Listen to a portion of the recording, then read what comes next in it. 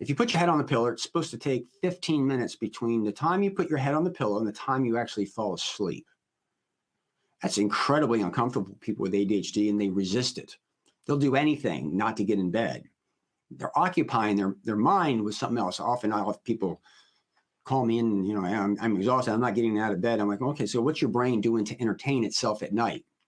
Oh, I get all kinds of stuff. Like I was on YouTube or Facebook or social media or, whatever it is.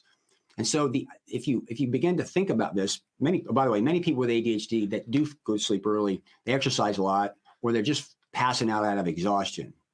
So if you understand that you have an emotionally reward-seeking brain and going to bed is a boring act, the idea really is not to just go to sleep hygiene, and it's not just to shut yourself off of all social media because your brain wants to entertain itself. The trick is to watch your behavior, because you want to find something that will capture your attention enough to engage it, but not too much where the brain won't surrender itself to sleep. Kind of like a Post-it note. Sticky enough to put on the wall, but not too sticky to take the paint off. What does that require? Well, self-observation, because it depends on who you are. But I will share with you, I've had some success with adult coloring books.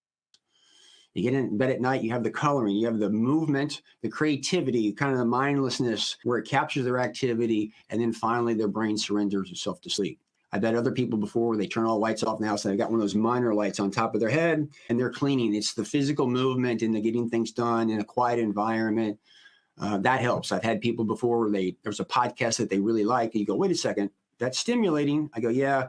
But they've listened to it so many times, they're familiar with it. And one guy, as he said, I turned the volume so I could just barely hear it. So I actually had to strain to listen to it.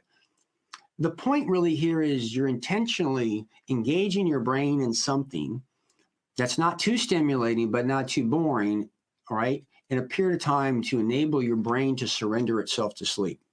Again, I've heard a lot of people talk about stuff. I have an ADHD brain. Yes, it's leaping out of bed and it's jumping to anything that will entertain it.